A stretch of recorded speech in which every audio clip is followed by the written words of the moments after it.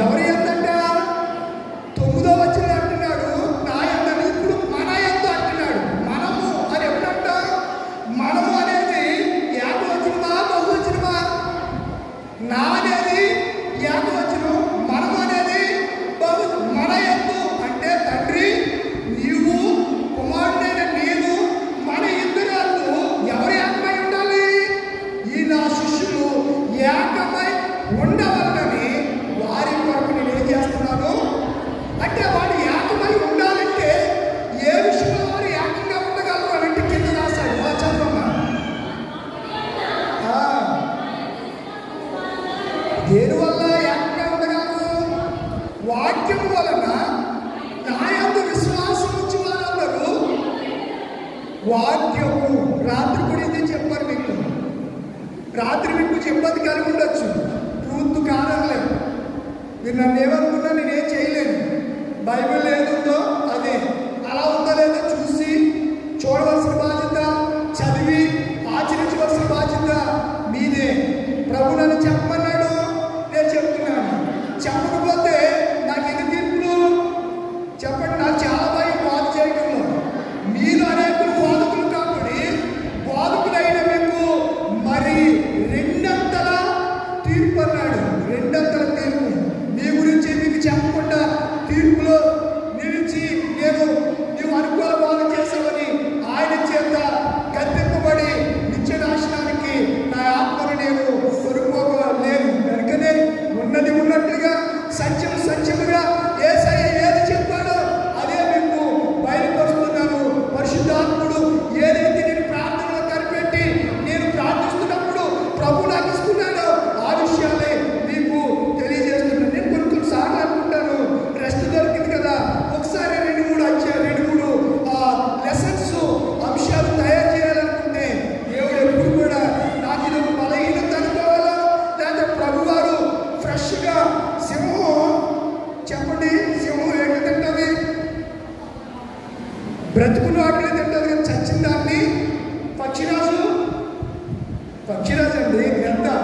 అది కూడా అంతే. సముద్రంలోనికి వెళ్ళి ఆకాశం నుంచి చూస్తూ బ్రతుకున్న దాన్ని ఏం చేస్తుంది? కాళ్ళతో తన్నుకుని వెళ్ళి ఎత్తైన బండ మీదకి దాన్ని తీసుకువెళ్ళి పీక్కుని చచ్చిపోతే అసలు పుట్టుకో సింహం కానీ పక్షిరాజు కానీ. మన దేవుడికి ఒక పేరు ఉంది, సింహం, యూదా గోత్రపు సింహం. సింహాసనసీనుడా యూదా గోత్రపు సింహమా, దావీదు చిగురు దేవతనయా, దేవ గొర్రె పిల్లవు, నీవే స్తుతులకు యోగ్యుడవు. దావీదు చిగురు దేవతనయా, దేవ గొర్రె పిల్లవు, నీవే స్తుతులకు యోగ్యుడవు. సింహాసనాసనుడు యూదా గోత్రపు కొదమ సింహం.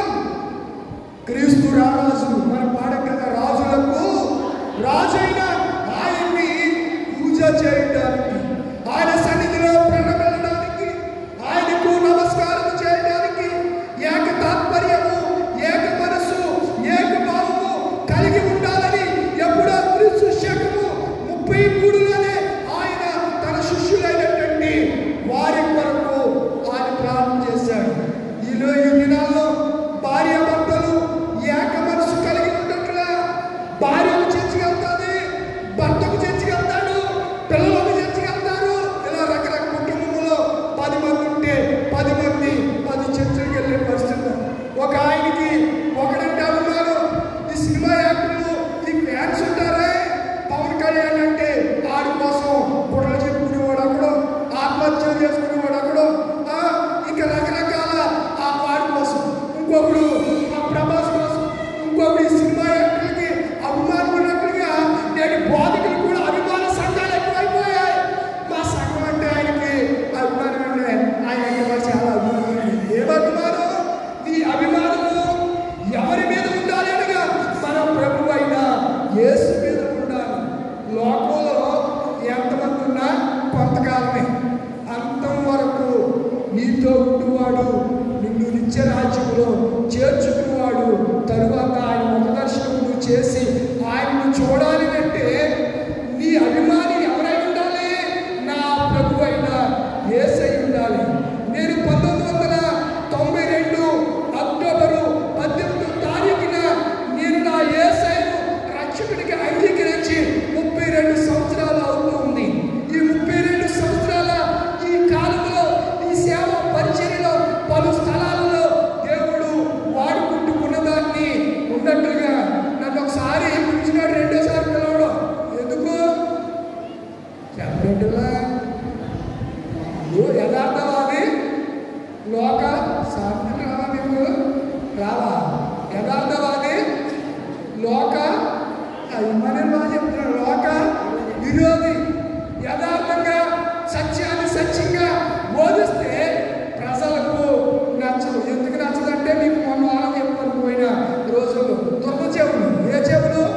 దుర్ద చెవులు. అందుకు నచ్చదు కనుక చాలా మంది పిలుస్తారు, వాక్యాన్ని ప్రేమించేవారు, సత్యాన్ని ప్రేమించేవారు, పరలోకం కావాలనుకునే వాళ్ళు పిలుస్తూ ఉంటారు.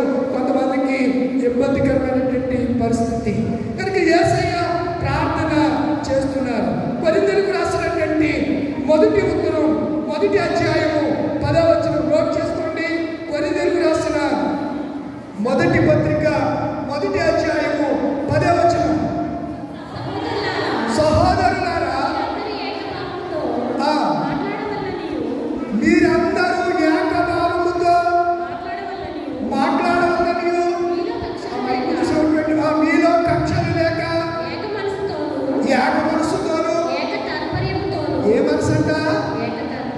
ఏక మనసు. మన అంశం అక్కడ ఏముంది? ఏక మనసుతోను. తాత్పర్యం అంటే ఏంటి? పద్యానికి తాత్పర్యం రాయాలి. పద్యానికి ఎలా తెలుగులో ఏముంటుంది? నటరత్నం. పద్యం రాస్తే పద్యానికి ఏం రాయాలి? భావం రాయాలి. దాన్ని తాత్పర్యం అని కూడా అంటారు. ఏమంటారు? భావం రాయాలి. ఇక్కడ అంటాడు కదా, మీరందరూ ఏక మనసు ఏక తాత్పర్యము మీరు సన్నద్ధులై ఉండవలెను. మన ప్రభువైన యేసుక్రీస్తు పేరట మిమ్మల్ని వేడుకొనుచున్నాను. ఏమంటే మిమ్మల్ని వేడుకుంటున్నాను. ఓ కొరింథీ సంఘస్థులారా, యూరప్ ఖండంలో ఉన్న అగ్రగామి సంఘంగా వెలుగొందుతున్నటువంటి సంఘస్థులారా, మీలో ఏమి లేదు? ఏక మనసు లేదు, ఏక భావం లేదు, మూడోదంటే ఏక తాత్పర్యము లేదు. మీరు ఏమై ఉండాలని నేను చెప్తున్నాను మీకు. ఏక మనసు కలిగి ఉండాలి. ఎప్పుడైతే ఏక మనసు కలిగి ఉంటామో మిగతావన్నీ ఆటోమేటిక్గా ఏమొస్తాయి? నడకొచ్చినాడు పరిగెడతాడా? చెప్పండిరా, పరిగెడతాడు కదా. కంపల్సరిగా నడక నేర్చుకున్నవాడు అక్కడే ఉంటాడు, పరిగెడతాడు, వాకింగ్ నడుస్తూ ఉంటాడు, గంతులు వేస్తూ ఉంటాడు. పిల్లలు మీరు చూడండి, 18 నెలలు వచ్చేటప్పటికి పిల్లలు ఏం చేస్తారు? నడుస్తారు. ఒకవేళ నిజంగా 18 నెలలు వచ్చాక కూడా మాట్లాడకపోతే తల్లిదండ్రులకి ఎంత ఇబ్బంది చెప్పండి. బాధ కదా. ఏంటి మా పిల్లలు ఇంకా మాట్లాడలేదు, లోపల కుంగిపోతూ ఉంటారు, లోపల మదన పడుతూ ఉంటారు. ప్రియమైన దేవుని పిల్లలారా, ఇప్పుడు వాక్యములు ఎదుగుతున్నటువంటి మనము, సంఘంలో చేర్చబడినటువంటి మనలో ఒకవేళ ఏక మనసు లేకపోతే ప్రభువు కూడా బాధపడతాడంట. మరొక మాట మీకు జ్ఞాపకం చేస్తాను. కొరింథీయులకు రాసిన 2వ పత్రిక 13వ అధ్యాయం 11వ వచనం. కొరింథీయులకు రాసిన 2వ పత్రిక 11:11. సహోదరులారా, సంతోషించుడి, చూడండి, ఏక మనసు. ఇప్పుడు ఏక మనసు కలిగిన వాళ్ళు ఏముంటుందంట? సంతోషం ఉంటుంది. కొంతమంది ఎప్పుడు చూసిన ఏదో పోగొట్టుకున్న దేవుని సన్నిధిలో కూడా ఉసూరు మాదేవా అన్నట్టుగా ఉంటారు. కొంతమంది ఏదో పోగొట్టుకున్నట్టుగా, ఏదో చింత కలిగి, బాధ కలిగి, ఇంక ఈ బాధ ఎవరు తీయలేడు అన్నట్టుగా తీయగలిగిన దేవుని సన్నిధిలో కూడా బాధతోనే బ్రతకడం దేవుని యొక్క ఇష్టం కాదు, చిత్తం కాదు అని నేను మీకు జ్ఞాపకం చేస్తున్నాను. ఇప్పుడు యేసు ప్రభువు ఏమంటున్నారు? వాక్యమందు వారు ఏకమై ఉండాలి. ఈరోజు ఇన్ని క్రైస్తవ సంఘాలు ఉన్నాయి. ఒక్కో సంఘానికి ఒక సిద్ధాంతం, డాక్టర్స్ అంటారు. ఇంగ్లీష్లో సిద్ధాంతాలని, తెలుగులో సిద్ధాంతాలను ఇంగ్లీష్లో ఏమంటారు? డాక్టర్స్ అంటారు. సిద్ధాంతాలు, ఒక్కొక్క సిద్ధాంతం ఒకరిది. ఈరోజు నేను ఒక చోటుకి ఒక ఫంక్షన్కి వెళ్ళాను. అక్కడ కూడా కొంతమంది కలిస్తే కల్వరి సతీష్ గారి గురించి ఒక ఆయన అంటున్నాడు. ఈ మధ్య నేను అక్కడికి వెళ్ళానండి. కింద బిర్యానీ పాయింట్ పెట్టారండి. ఏ పాయింట్ పెట్టారు? బిర్యానీ ఒకటి ఫ్రీ అంట. నాకు తెలియదండి, నేను వెళ్ళలేదు ఎప్పుడు. బిర్యానీ పాయింట్ పెట్టారంట. ఎక్కడ? కల్వరి టెంపుల్ ప్రాంగణంలో ఫుడ్ అమ్మకం చేస్తున్నారంట. ఫుడ్ యేసుప్రభు గారు అంటే ఆయన ఉచితంగా పెట్టమని అర్థం కాదు. యేసుప్రభు గారు ఉచితంగానే పెట్టారు. ఆయన 5 రొట్టెలు 2 చేపలు ఎంతమందికి పెట్టాడు? ఆయన డబ్బులు కలెక్ట్ చేశాడా? డబ్బులు ఇమ్మన్నాడా? బిర్యానీ ప్యాకెట్ 200 రెంట్కు, రొట్టె 10 రూపాయలు, చేప 10 రూపాయలు అని చెప్పాడా? ఉచితంగా పట్టండి. ఎందుకన్నాడు? చేతులెత్తి కృతజ్ఞతాస్తుతులు చేతులను చెల్లించాడు, విరిచి వడ్డించమన్నాడు. తినగా 7 గంపలు ఎత్తేసాడు. చెప్పండిలా, 12 గంపలు. ఒకసారి 4,000 మంది తింటే ఎన్ని గంపలు ఎత్తారు? 7 గంపలు. ఎన్ని గంపలు? ఒకసారి 7 గంపలు, ఒకసారి 12 గంపలు. మిగిలిపోయాయి. నేను మనం వంట చేయించాం కదా, వంట చేయించినప్పుడు అన్నాడు, మీరు 500 మంది చేస్తే 600 మందికి వస్తుంది అన్నాడు. 500 మంది వచ్చారు. ఆ ప్లేట్ ప్రకారం కొంతమంది వచ్చారు, మిగతాదంతా మిగిలిపోయింది. ఇప్పుడు భీమవరం సెన్నార్దా లేదా ఉద్దాసనం పట్టి రావాలంటే అక్కడి నుంచి తేవడానికి తెమ్మల్లా ఆ చుట్టుపక్కలకి పెట్టేస్తే ఉన్నది వైట్ రైస్ మిగిలిపోతే కాలంలో నాలుగండి కూరలు వద్దని ఎవరంటారు?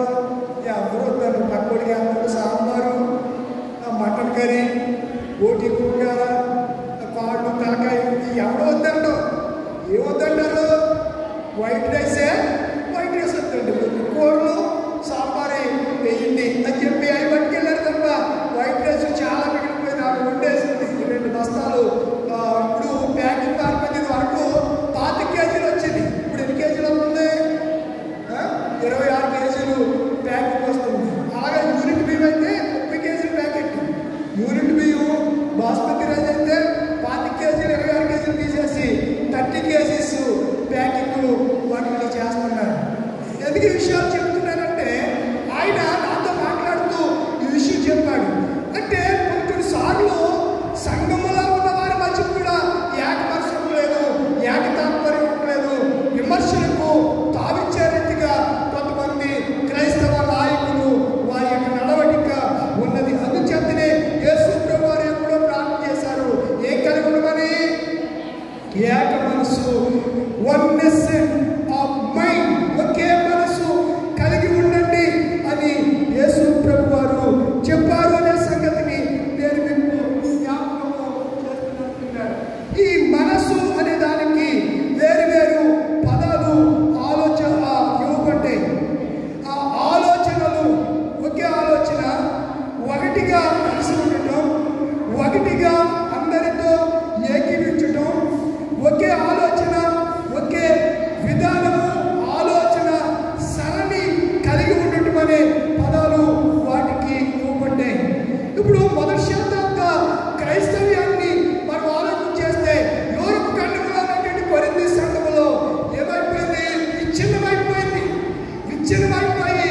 ఏక మనసు లేదు. అందుకనే పౌలు గారు తన ఉత్తరాలు అంటారు, మీరు ఏక మనసును, ఏక తాత్పర్యమును, ఏకభావమును కలిగి ఉండాలని నేను మిమ్మల్ని కోరుతున్నాను అంటున్నాడు. ఫిలిప్పీ రాసిన పత్రిక 2వ అధ్యాయము టైం అవుతుంది, త్వరగా చూడాలి. మీరు ఏక మనసు అగునట్లుగా ఏక ప్రేమ అంశం ఏంటి? ఇది దృష్టిలో పెట్టుకుంటే మీకు వాక్యం క్లియర్గా అర్థమైపోద్ది. మీరు ఏక మనసులు అగునట్లుగా ఏక ప్రేమ కలిగి ఉండాలి. ఏక మనసు అప్పుడు ఏముంటుంది? ప్రేమ ఉంటుందా? నేడు రేపు యేసు రాకడా, కాలము సమయం ఎవరెరుగరు. విశ్వాస యాత్రలో మెసాగిపోతురాన్ని ఆశించి నేను గదిరుగను వస్తాను యేసురాజుని న్యాయంతో నన్ను తీసుకెళతా నిజగా చెప్పు.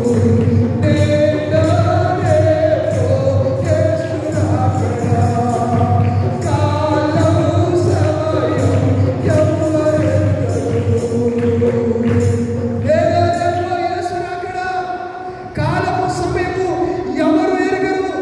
విశ్వాసంలో సన్నగిలిపోతున్నారు. అనేక మందిలో ప్రేమ చల్లారిపోతుంది. ఏక మనసు, ఏక తాత్పర్యము, ఏక భావము లేకుండా ఎవరిష్టానుసారంగా వారు ఉంటున్నారు. అది క్రైస్తవ సంఘం కాదు. అది క్రైస్తవ సంఘమని పిలువబడుతున్న యేసు ప్రభువు వారు స్పష్టంగా చెబుతున్నారు. సంఘములో ఏక మనసు ఉండాలి. ఎవరికి వాడు యమునా తీరుగా ఉండడానికి వెళ్ళారు. ఎందుకనగా సంఘానికి శిరస్సు నా ప్రభు అయిన యేసయ్య. దేవుని మనసు స్తోత్రం కలుగుగాక. ఆమేన్. సంఘమునకు శిరస్సు యేసయ్య. మనం శరీరములో అవయవాలన్నీ శిరస్సు ఆధిపత్యంలో ఉంటాయి. శిరస్సు ఏ ఆలోచన అయితే కలిగి ఉంటుందో అది ఇప్పుడు ఈ చైర్యని లేపాలంటే నాకు ఆలోచన ఎక్కడి నుంచి వస్తుంది? మనస్సు అంటారు దాన్ని. ఏమంటారు? ఈ మధ్యలో ఎక్కువ బ్రెయిన్ డెడ్ అవుతున్నాయి. ఏమంటారు? ఏ డెడ్? బ్రెయిన్ డెడ్ అంటే ఇక్కడి నుంచి అంతా పని చేస్తుంది. ఇది మతి లేని లేదా మతి స్థిమితం. ఏ స్థిమితం గారు అంటారు, మతి లేని నా బ్రతుకునకు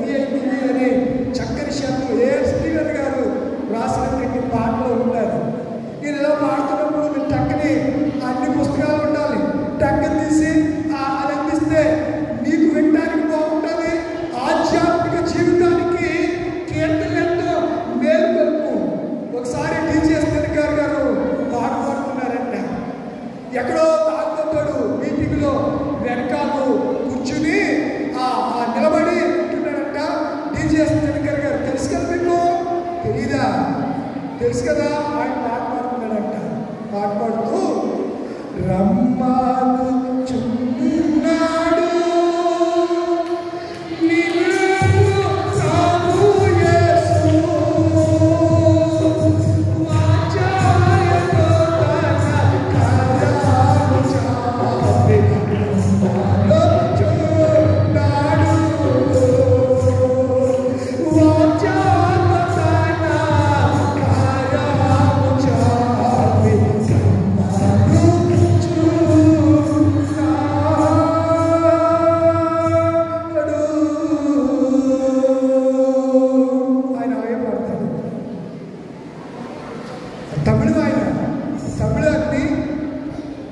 ఇంగ్లీష్కి తెలుగులో రాసుకుని పాటలు పాడతారు. వాళ్ళకి తెలుగు లాంగ్వేజ్ రాదు. మీకు తెలుగు లాంగ్వేజ్ వచ్చినా మనం పాడలేని పరిస్థితి. మిషనరీలు భారతదేశానికి వచ్చి ఏక మనసు కలిగి దేవుడు వారి హృదయంలో పెట్టిన భావాన్ని బట్టి ఇక్కడికి వచ్చి వాళ్ళు గొప్ప పరిచయం చేశారు. మనం ఎవరు పరిచయం చేస్తామంటే ఈ 4 దినాలు వస్తాం, తర్వాత ఆదివారం రొటీన్ అయిపోయింది. మనకి ఏమంటారు దాన్ని? రొటీన్ క్రైస్తవులు అంటాం. నామకార్థ క్రైస్తవులుగా మనం ఉంటున్నాం. అందుకనే మనలో ఏక మనసు లోపించింది. యేసయ్య ఏక మనసు కలిగి ఉండాలంటున్నాడు. ఫిలిప్పీ రాసిన పత్రిక 1వ అధ్యాయము 27-28 వచనాల్లో ఏక మనసు నోట్ చేసుకోండి, రిఫరెన్స్ ఇచ్చేస్తాను. ఏక మనసు గలవారే నిలువబడి ఉండండి, ఏక మనసు గలవారే నిలువబడి ఉండండి అని అంటున్నాడు. చూడండి, అపోస్తల కార్యములు 2వ అధ్యాయము 44 వచనంలో వారు ఏక మనసు కలిగి ప్రార్థన చేస్తున్నారట. ఏక మనసు కలిగి 46 వచనం ఆరాధన చేస్తున్నారట. ఆరాధన.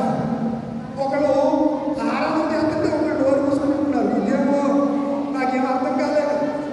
వచ్చినప్పుడు కానీ నాకు ఏం అర్థమైనా మీరు నేనేదో ఆలోచించుకుంటాను. ఇంటికి వెళ్ళిన తర్వాత ఏడు ప్రభా పరిస్థితిలో ఉన్న ఇంకే అక్కయ్య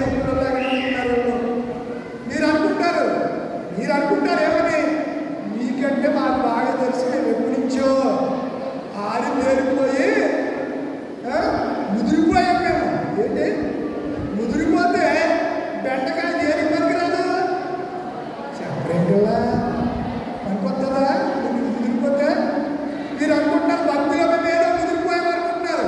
భక్తి ముదిరిపోతే పరలోకం కూడా వెళ్ళరు. భక్తిలో ఎప్పుడు కూడా అభ్యాసం ఉండాలి. అభ్యాసం అంటే నేర్చుకోవాలి. భక్తిని నేర్చుకోవాలి. భక్తి నేర్చుకోవాలండి. కనుక ప్రియమైన దేవుని పిల్లలారా, ఆరాధన కూడా వారు ఏక మనసు కలిగి చేశారని అపోస్తల కార్యము 2:44-46. ఇప్పుడు దావీదు కూడా సమూయేలు 2వ గ్రంథము 7వ అధ్యాయము 28-29 వచనాల్లో అతను అంటాడు కదా, నా కుటుంబము నిత్యము నీ సన్నిధిలో ఉండునట్లుగా ఆశీర్వదించు. నా కుటుంబ బిడ్డలందరూ ఏకంగా ఉండాలి, ఏక మనసు కలిగి ఉండాలి. కానీ వారిలో కూడా ఎవరు లోపించింది చెప్పండి?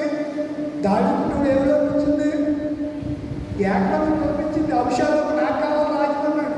అమ్నోను నాకు కావాలి రాజ్యం అన్నాడు. సొలొమోను నాకు కావాలి రాజ్యం అన్నాడు. ఇలాగా కొడుకుల్లోనే ఒక యూనిటీ, ఒక ఐక్యత, ఒక ఏక మనసు లేక వాళ్ళు చాలా గుద్దులాడుతున్నటువంటి పరిస్థితి. రాత్రి మీకు మాట చెప్పాను కదా, అది ఎక్కడుందో చెప్పలేదు. అది ఎక్కడుందో చెప్పలేదు. ఏంటది? కమ్యూనల్ తీసుకున్నప్పుడు అన్నింటికి దూరంగా ఉండాలి. మరి ముఖ్యంగా స్త్రీలకు పురుషులు దూరంగా ఉండాలి, పురుషులకు స్త్రీలు దూరంగా ఉండాలి అనే మాట సమూయేలు 1వ గ్రంథము 21వ అధ్యాయము 1వ వచనంలో దావీదు లోపల యాజకుడైన అహీమెలెకు యొద్దకు వచ్చెను. చూడండి 4వ వచనం 3వ వచనం, మీ వద్ద ఏమి ఉన్నది? 5 రొట్టెలు కానీ మరేమి ఉన్నా కానీ ఉండిన ఎడల అది నాకిమ్మని యాజకుడైన అహీమెలెకుతో దావీదు అనగా, యాజకుడు అంటున్నాడు. అక్కడ అడ్డగీత ఉందో చూడండి. అడ్డగీత ఉందా? చాలా ఇంపార్టెంట్ మాట. అక్కడ అడ్డగీతలు అక్కడ సాధారణమైన రొట్టెలు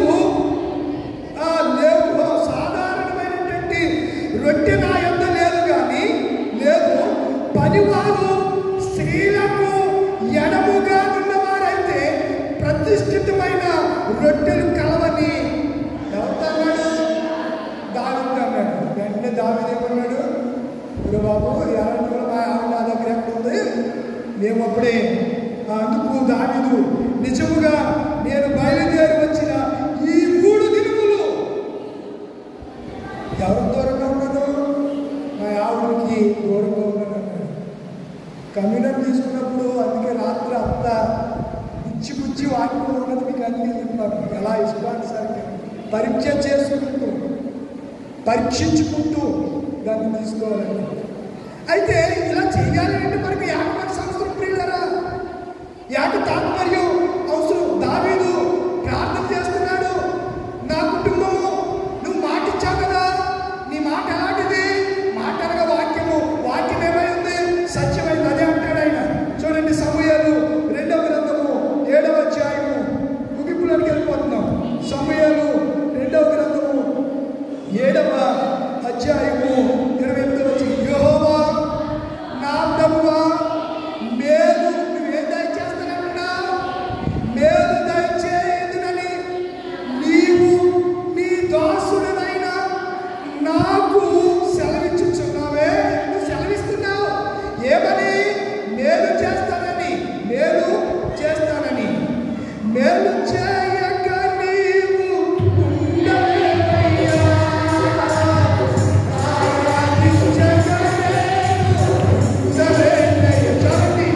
మేలు చేస్తాను అని సెలవిస్తున్నాడంట.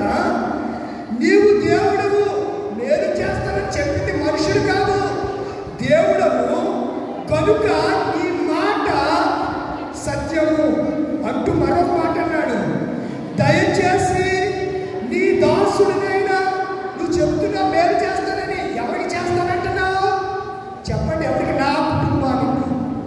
ఎప్పుడైనా మీరు అడిగారా, ప్రభువా నా కుటుంబానికి మేలు చేయి, నా కుటుంబం నిత్యము నీ సన్నిధిలో కనపడినట్లుగా నా పిల్లలందరినీ ఆశీర్వదించమని ఎవరన్నా చేసిన చెయ్యాలండి. మిమ్మల్ని అందరూ అప్రిషియేట్ చేస్తున్నాను.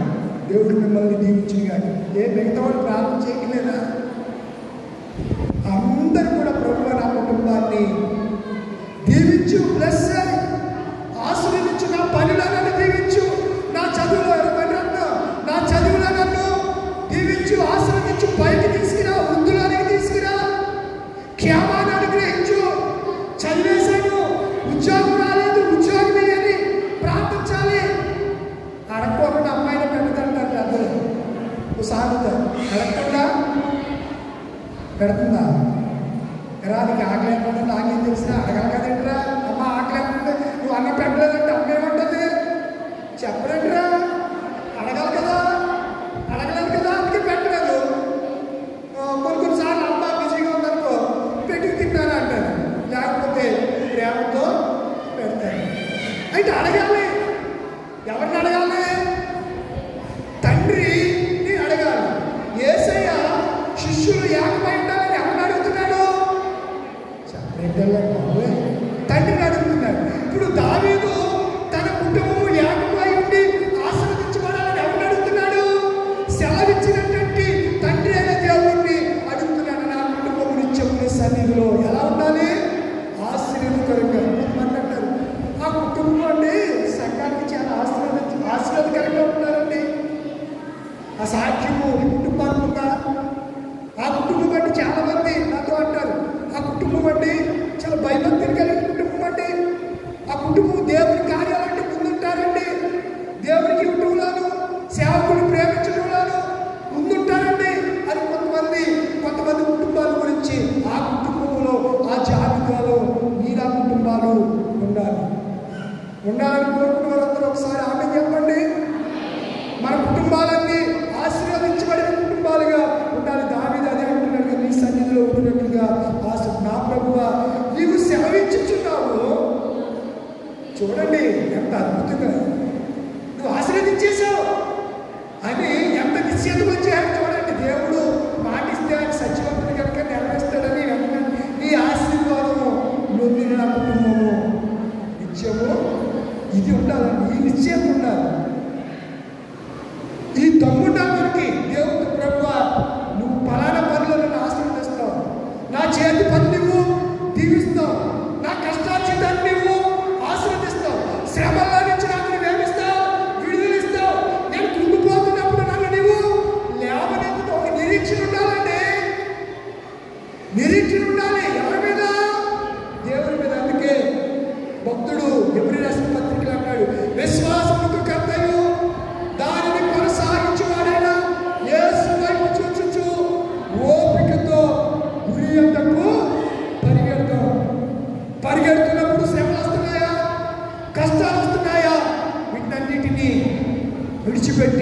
విశ్వాసానికి కర్తైన యేసులో మనం సాగుతున్నాం. కాబట్టి 2 మాటలు రిఫరెన్స్ ఇచ్చి నేను ముగించడానికి ఇష్టపడుతున్నాను. కీర్తన గ్రంథం 3 కుటుంబాలు కదా. కీర్తన 34:3.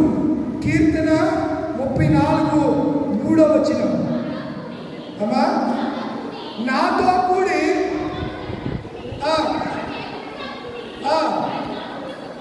మనం అందరూ ఏకంగా కూడి ఏం చేయాలి? ఎవరికి వారిగా కాదు. ఈ మధ్య నేను కొంచెం చోట్ల గమనిస్తాను. ఒక పాట పాడితే ఒక పాట పాడలేదండి, నోరు అడిపోతే ఎప్పుడూ కేవలంతే. దేవుడి సన్నిధిలో పక్షపాతంగా వచ్చినా రానట్టు నటిస్తే రాకుండా పోతారంతే, దరిద్రం వదిలిపోతుంది. దేవుడి సన్నిధి అంటే దేవుడు అంటే ఆశయం కదండి, నిప్పుతో చెలగాలి మాత్రమే. నిప్పులు ఒళ్ళే వేసుకుంటే ఏమవుతాయి? కాలిపోతుంది. అలాగే ఉంటుంది. దేవుడు సన్నిధిలో చాలా జాగ్రత్తగా మనం అందరం ఏకంగా ఏం చేయాలంట? దేవుడిని మహిమపరచాలి. కొరింథీయులకు రాసిన మొదటి పత్రిక 14:23-25 మీరు భాషలో ఏకంగా మాట్లాడుతూ ఉంటే ఎవరైనా లోపల నుంచి బయట నుంచి లోపలికి వస్తే వాడు అనుకుంటాడు ఏం పట్టింది అనుకుంటాడంట. ఇంటికెళ్ళి చదువుకోండి. కొరింథీయులకు రాసిన మొదటి పత్రిక 14:23-25 వెరు పట్టింది అనుకున్నాడంట. అదే వాక్యాన్ని చెప్తే వాక్యం చేత హెచ్చరింపబడి 25 చదవండి. అప్పుడు అతడి హృదయ రహస్యములు బయలుపడను.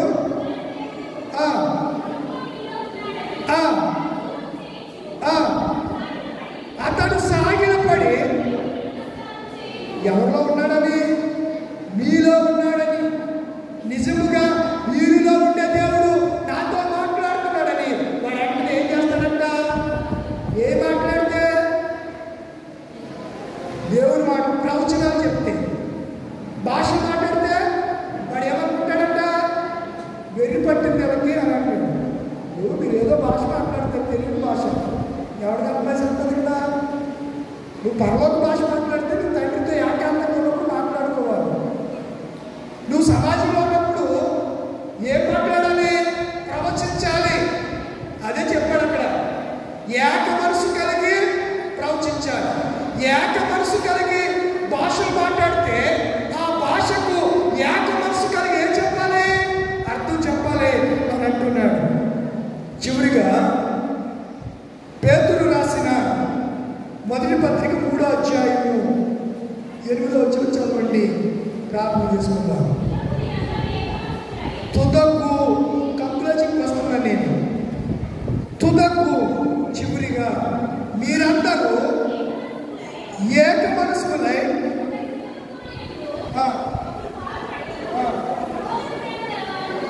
ఏమయ్యాలంటే తుదకు మీరందరూ ఏక మనసులై ప్రేమ కలిగి సుఖ దుఃఖములందు ఏక మనసు కలిగి చదవమ్మా. ఏక మనసులై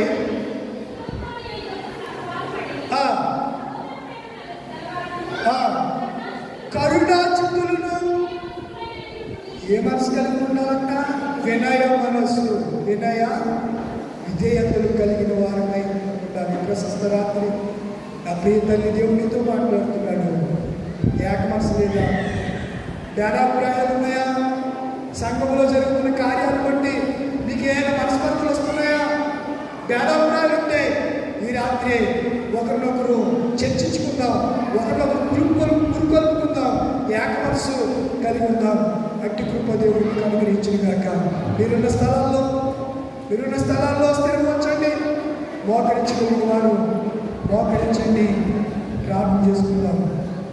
డేవిడ్ 2000 సంవత్సరాల క్రితము ప్రభువైన యేసయ్య ఆయన మన కొరకు చేసినటువంటి త్యాగము, ఆయన మనం కలిగి ఉండవలసినటువంటి ప్రేమను గురించి, కలిగి ఉండవలసిన ఏక మనసు గురించి ఆయన మనతో మాట్లాడుతున్నాడు.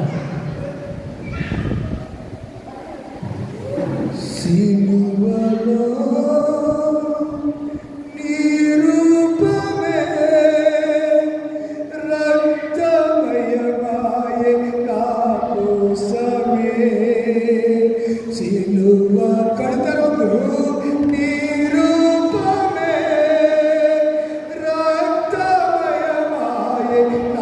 కోసమే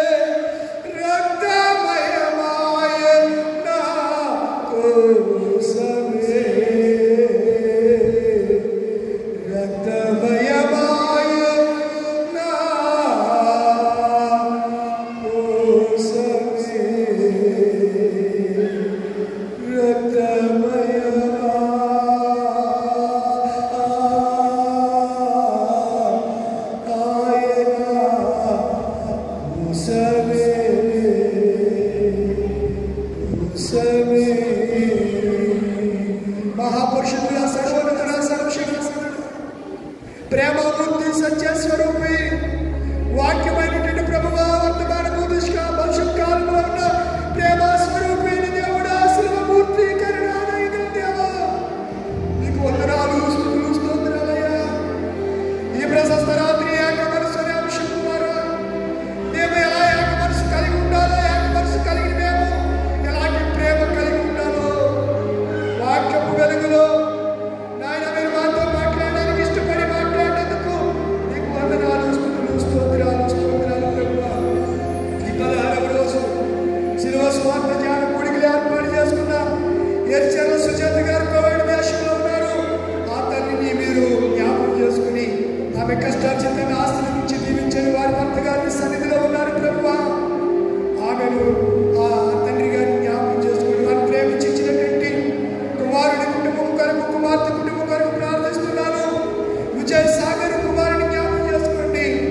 ఆపరేషన్ అయింది, సంపూర్ణమైన స్వస్థతను బలమును ఆరోగ్యంగా ఇచ్చేయండి. తన వారి మౌలికను జ్ఞాపకం చేసుకోండి. వారి కుమారుని జ్ఞాపకం చేసుకోండి. కుసుమే స్వాతి గారిని జ్ఞాపకం చేసుకోండి ప్రభువా. ప్రేమ కుమారు దాంపత్య జీవితం ఇచ్చిన బిడ్డను జ్ఞాపకం చేసుకోండి. పొడపాటి ఎటువంటి థామస్ గారు తండ్రి, శిరోమణి గారు వారిని మీరు ప్రేమించినటువంటి పెద్ద కుమారుడు పొడపాటి సునీల్ గారు బట్టి వందనాలు ప్రభువా. శ్యామల గారిని బట్టి నీకు వందనాలు. వారి దాంపత్య జీవితంలో బిడ్డలు ఇచ్చారు, వారిని బట్టి వందనాలు. దీవించండి, ఆశీర్వదించండి. శ్యామల కువైట్లో ఉంది ప్రభువా. బిడ్డకు మంచి ఆరోగ్యంగా ఇచ్చిన కష్టార్జితను ఆశీర్వదించండి. పొడపాటి అని చిన్న కుమారుడు కువైట్ దేశంలో ఉన్నాడు. ఈరోజు సంవత్సరమైన దేవ కిరీటాన్ని పుట్టినరోజు జరుపుకుంటున్న ఈ దాసునికి అపారమైన ఈ కృపను దయను దాయించండి. వారి భార్య ప్రమిళను జ్ఞాపకం చేసుకోండి. వారి దాంపత్య జీవితంలో ఇచ్చిన బిడ్డను జ్ఞాపకం చేసుకోండి ప్రభువా. మువ్వల దేవుడి గారు అలాగే డేజీ గారిని ప్రేమించినటువంటి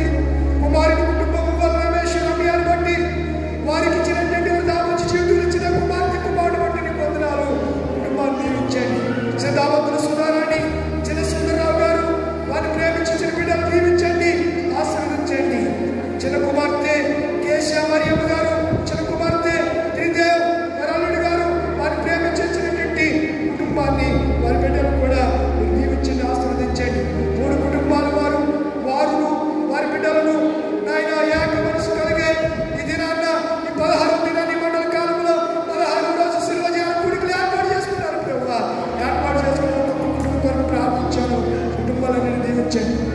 ఇంతవరకు విన్న వర్తమానం ద్వారా ఈ బిడ్డలకి కావలసినటువంటి పరిపూర్ణమైన ఆశీర్వాదాలు, కొలతలేని ఆశీర్వాదాలు బిడ్డలందరికీ దాచండి. మంచి ఆరోగ్యం దాచండి. పునరుద్ధానం కొరకు మీరే సిద్ధపరచండి. బిడ్డలు నిండారుగా దీవించండి. సర్వసత్యంలో నడిపించి వాక్యములు నారాపదంతులుగా, అరుదంతులుగా, నూరంతులుగా హృదయాల్లో ఫలింపజేసి మహిమ పొందమని యేసు పరిశుద్ధ నామమున అడిగి వేడుకుంటున్నాను పరమ తండ్రి.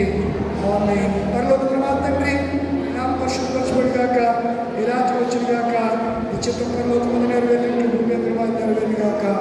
వందనాలు దయచేయము. మళ్ళా ప్రాంతాలను క్షమించిన ప్రకారం క్షమించు. వంశానికి దృష్టికి తప్పించము.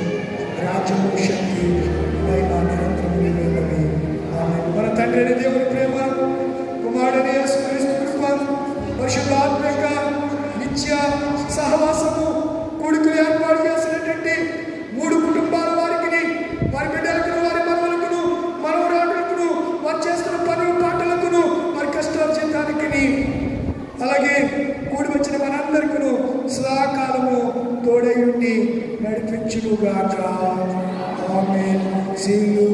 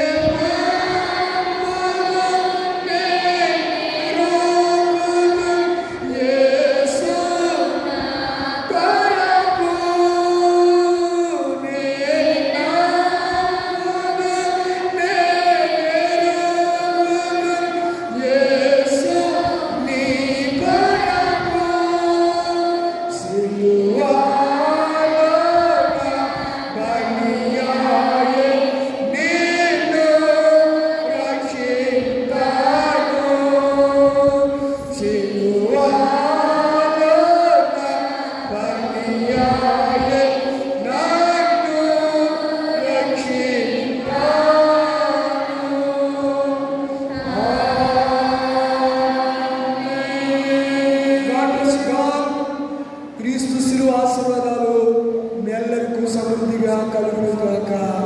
ఆమేన్. సంఘటనలు రండి, పలహారాలు ఎక్కువగానే ఉన్నాయి.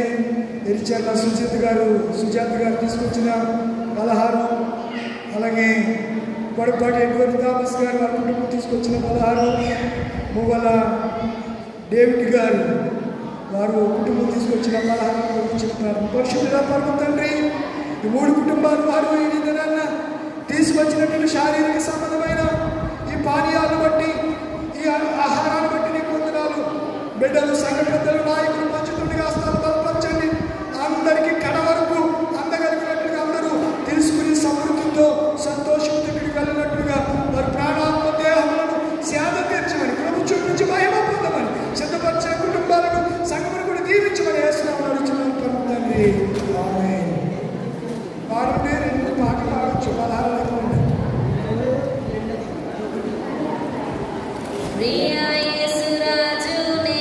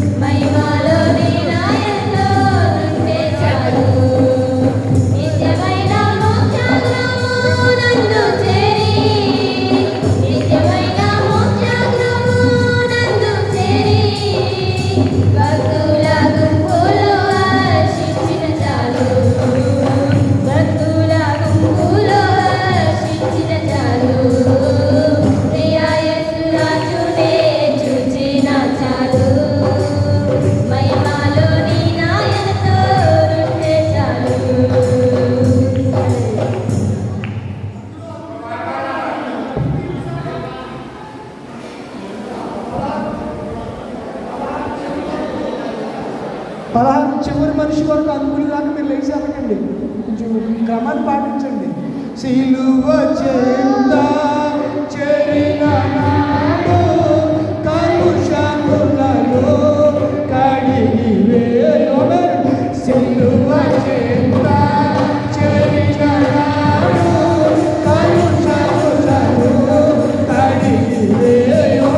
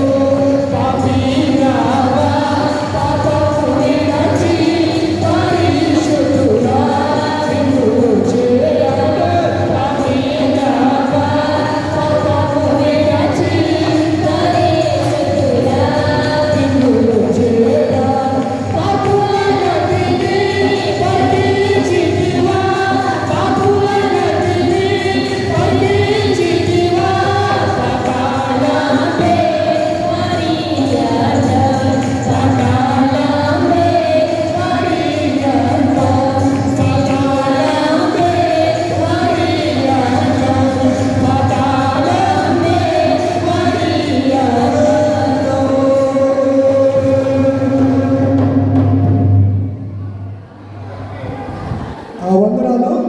రేపు 9 గంటలకల్లా సకాలంలో పునరుద్ధానపు ఎట్ల కూడా ఆదివారపు పునరుద్ధానపు ఆరాధనకు ప్రేమతో ఇప్పుడే మేము ఆహ్వానిస్తున్నాం. సకాలంలో రండి.